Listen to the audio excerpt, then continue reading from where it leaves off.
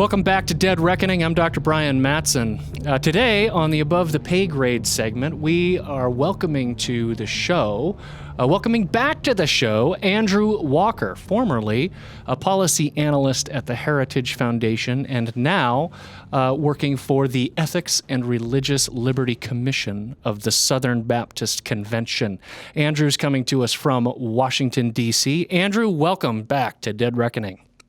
Brian, it's great to be back with you, man. Hope you're well. I'm doing well. It's great to see you. Andrew, lots going on the religious liberty front, and of course you're now working with the Ethics and Religious Liberty Commission for the SBC.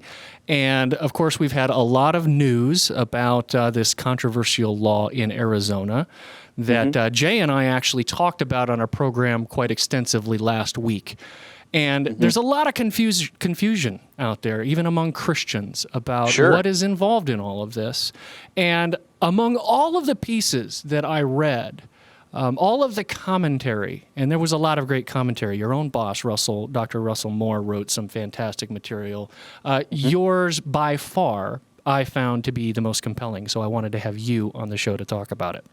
Well, thanks, Brian. I appreciate that. This can be found on ERLC's website, the blog Canon and Culture, and you wrote a piece called "How Now Shall We Bake?" Yep. How now shall, this is sort of a hat tip to Francis Schaeffer, right? How now shall we live? It is. Just a riff off that classic work, you bet. What did you attempt to accomplish in this article?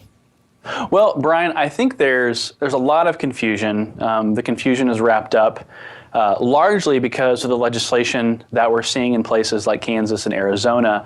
But the confusion was compounded when we had certain columnists, particularly Kirsten Powers of USA Today and the Daily Beast, and actually a friend of mine, Jonathan Merritt of the Religion News Service, who weighed in and I believe inaccurately understand the significance of this debate. This bill in Arizona and in Kansas in particular are being called anti-gay bills, which is really tragic because the bills themselves make no mention of sexuality. What these bills are really about, they are about basically taking federal law that's currently existing, the Religious Freedom Restoration Act, which was signed in 1993 by a bipartisan Congress. It was signed 97-3 in the Senate. You have stalwart liberals like Ted Kennedy arguing for it. It was signed into law by then President Bill Clinton that basically restored this understanding of religious liberty called the compelling interest test and the least restrictive means test. And so in legislation, in places with legislation like Kansas and Arizona, what these bills tried to do was to basically take existing state law and elevate that law to what exists on a federal level. And so the real hypocrisy in all of this movement is that if you're against the types of bills that have been passed in Kansas and Arizona, hypothetically, you ought to be against the type of bill that was passed overwhelmingly in a bipartisan context back in 1993. But what this bill, what a lot of conservative Christians have concerns with right now is, and the context of these bills in particular, is we see with the advance of same-sex marriage and the increase of sexual liberty and non-discrimination law, including sexual orientation, we're seeing these really tragic circumstances where individuals who may have a role in the wedding industry are being penalized for refusing, for example, to photograph a same-sex marriage ceremony, or they're refusing to bake a cake for a same-sex wedding. And so what's really at stake in all of this is not whether Christians should or should not bake a cake or take photographs. What's really at stake in all of this is whether or not the government should step in and coercively mandate that someone use their creative arts and their creative expression for something that their conscience stands against. So, Brian, I've gone on way too long for the first question, but that's basically the context of what's happening in these bills, and that's what I wrote the article that I did. Yeah, and you really just hit on a very important point there, and you say this in the article that Kirsten Powers and Jonathan Merritt keep wanting this debate to be about whether Christians should or should not participate in these same-sex unions. And you make the really powerful point that they have not grappled with, is that we're not talking about should. We're talking about must. Isn't that the issue? That's exactly right. So, I would say to the person, if I were a pastor in my church and they were put in the circumstance of having to bake a cake for a gay wedding, I would say, listen, I can't bind your conscience on this. This is a Romans 14 type issue. Personally, I would encourage you not to bake such a cake, but I cannot bind your conscience. I can't exercise church discipline if you do. And so we're actually of a mind somewhat with Kirsten and Jonathan when that particular part of the discussion is brought up. We think that this should be left to someone's conscience. Now, the difference between their position and ours is that they don't think that there's a good reason for Christians not to. They don't think that someone baking a cake or making photographs is condoning or celebrating or affirming that celebration. The problem with that, from my perspective, is that requires those individuals to step in and play the part of a mind reader, and they're kind of in the tragic position of trying to determine for the other person to what degree their conscience is being infringed. And that's not the role of columnists or the government. Traditionally speaking, the government has left the conscience to the role of the individual, and there's really not been a precedent for the government to step in and say, no, we know how your conscience is or isn't being offended in this case. So again, they think that Christians should in this case. And we're saying potentially Christians could if they wanted. But the accusation that I think we're trying to challenge Kirsten and Jonathan on is this idea that they're not bringing their argument to its fullest conclusion based on principle.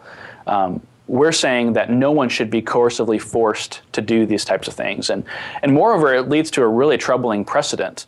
For example, should a Christian web developer be forced to make a pornographic website for a pornographer just because they're engaged in an act of commerce and they have a public service available to the general public? Yeah, and there's all sorts of counter examples or hypotheticals that you could bring up, and it just seems to me that what Kirsten and Jonathan are really arguing is they want the federal government to be involved in adjudicating theological matters.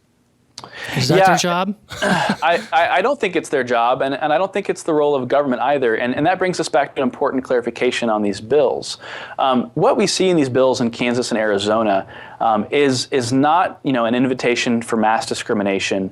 What these bills in Kansas and Arizona really allow is for the individual to not only be protected from the government, but to be protected in private commerce and in the marketplace.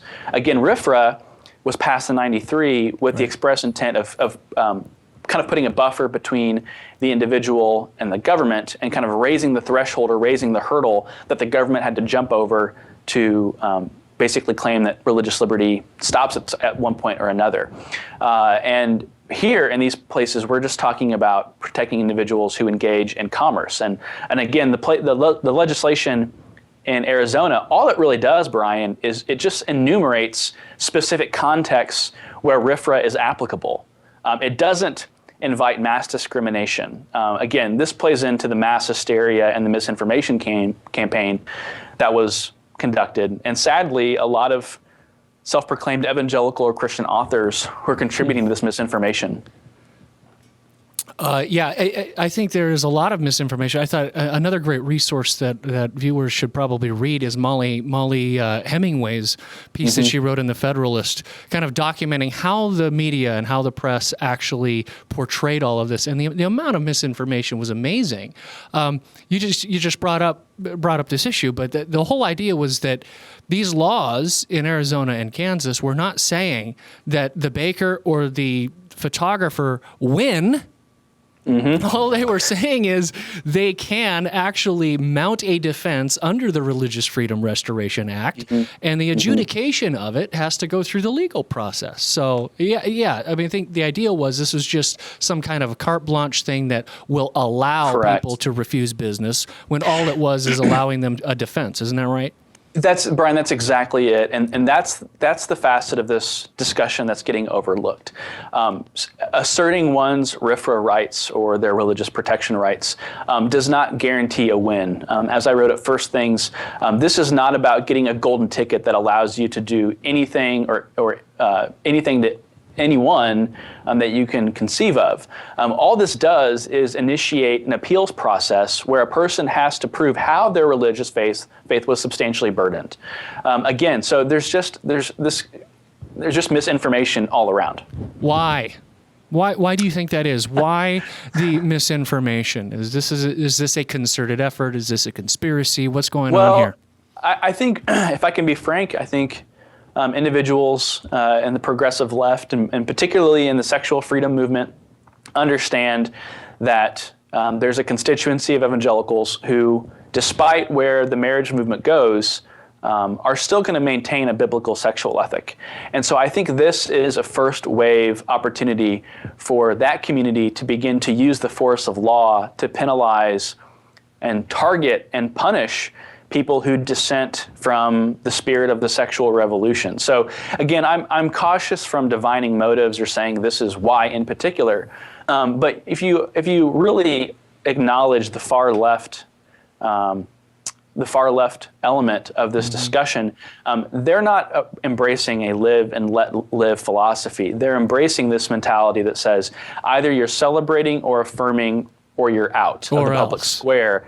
And so at this point right now, it's important for Christians and conservative Christians in particular to really reassert our rights and reassert the fact that this is not a radical belief about sexuality. This is nothing new. This is 2,000 years of church teaching and church history and scriptural exegesis that's simply saying that God designed man and woman for particular functions and particular ends. And again, that ethic, that biblical ethic, is going against the spirit of the day, and individuals are wanting to take individuals who have that particular belief and reduce them to kind of 21st century Klansmen. Right. And I think Christians need to stand up and say, no, these are apple and orange type of categories. Yeah, that's right. I mean, we did go very swiftly, didn't we, Andrew, from, hey, how does my gay marriage harm you? How does this affect you? Why can't you just let us do this? To, you're going to bake me a cake or else. Yeah, that's exactly right. You know, I think my friend Ryan Anderson at Heritage wrote an article in National Review that basically said exactly that: bake us a cake or else. And I think I saw someone on Twitter from the account Church Curmudgeon. Yeah. He actually captured the spirit of this exactly well. He said coexist or else. And that's exactly right. And Brian, this is really tragic about kind of the spirit of civil society and the spirit of the freedom of association and the freedom of speech. Because what we're seeing and what's most harmful is when the government steps in and adopts a particular sexual worldview and then uses the battering ram of government in the form of licensure, taxation, tax-exempt status, and uses their powers of coercion to basically step in and penalize citizens who don't subscribe to tenets of the sexual revolution. And I think of my boss, Dr. Russell Moore, who talks about this when the government steps in and adopts or embraces a sexual ethic. We have a state-sanctioned orthodoxy, or we have a state-sanctioned church. This is not this is not the type of thing that allows for the freedom of dissent. And luckily, and I want to give credit to where credit is due, you have individuals who, like Andrew Sullivan, who is openly homosexual, who is in a gay marriage, who basically says, listen, in a free society, we should let people have their conscience and not do what their conscience tells them is bad. Now, Andrew Sullivan goes a step further and says, let the bigots be bigots and let them exclude themselves because the market can take care of this itself. So I would disagree with Andrew in that context. Sure. But I actually do appreciate Andrew Sullivan saying, no, the market has a way to address this. And for example, if you don't want to give your money to someone who doesn't share your beliefs, you shouldn't be forced to do that. You should take your business somewhere else that will A, accept your money, and B, even celebrate why they're taking your money. Sure. I'm glad, Andrew, that you brought up the last thing I wanted to talk to you about was this issue of civil society, because I thought that was one of the really powerful points of your article. Another writer, kind of coming from maybe a little bit of a different worldview, who hit on this recently was Jonah Goldberg of National Review. In one of his newsletters, talked about hidden law, and what he's really talking about is, society has a way of working things out. Neighbor, citizen to citizen, the marketplace can sort these things out. And that the law is such a blunt instrument. Once the government comes in and starts coercing, no, you're going to do business with this person and you're going to do business with this person. You have to do this. It disintegrates community, disintegrates civil society. And it seems like for hundreds of years we've, as Andrew Sullivan said, the marketplace will sort this out. We really have one group of people wheeling in the government to say, no, you need to enforce my worldview here. Isn't that what's going on? Yeah, it is. And personally, Brian, I'm really concerned about the future of evangelical and evangelical engagement, especially in the context of engaging with the homosexual community. I feel like evangelicals in this context have kind of de-escalated the rhetoric, and we're actually being really respectful and really kind and really moderated. And sadly, it's individuals on the opposite side that are adopting more strenuous penalty-type languages or type language. Right, the or else's. And I'm really concerned, Brian, about if the government goes down this road of kind of adopting a very sexually expansive viewpoint of human sexuality, that anywhere from 22 to 28% of the population identifies as born again or evangelical, and so the government is basically saying to a third of its population, thanks but no thanks. We're going to relegate you to the dustbin of history. You are on the wrong side of history, and you are basically you're basically becoming second-class citizens in what should be a free state. And I can't help but liken this to dimitude, what we see in some Islamic countries where non-Islamic citizens of Islamic states are free to engage and free to be citizens, but they're also basically kind of told, there are limits. There's a glass ceiling to your participation in civil society, in the academy, in Hollywood. Yeah. Obviously, those things, Hollywood doesn't exist really in the Islamic countries, but it basically creates a subclass, and I think that's really tragic, especially because we're all Americans. We shouldn't be doing that to each other, and two, because it really puts us in the tenuous position of decrediting our sexual ethics and making Christians second-class citizens. Yeah, it's a grave concern. You are continuing the fight, of course, with the Ethics and Religious Liberty Commission at the Southern Baptist Convention. Well, we here, Andrew, at Dead Reckoning, appreciate your work. We appreciate the work, certainly, of your boss, Dr. Russell Moore, who is a stalwart on these issues. We always... I just read everything that he writes, and it's always stellar and superb. So we're going to recommend to the viewers of Dead Reckoning that they keep in touch with ERLC. You guys need an easier name to remember. You're not the first one to say that. ERLC.com. ERLC.com. Check out their stuff. Russell Moore, Andrew Walker. Andrew, this has been extremely enlightening in helping us kind of sort through what's culturally going on with these issues, and we appreciate you coming on the show today, and we hope to have you back. All right. Thanks a lot, Brian. I really enjoyed it. All right. Thanks.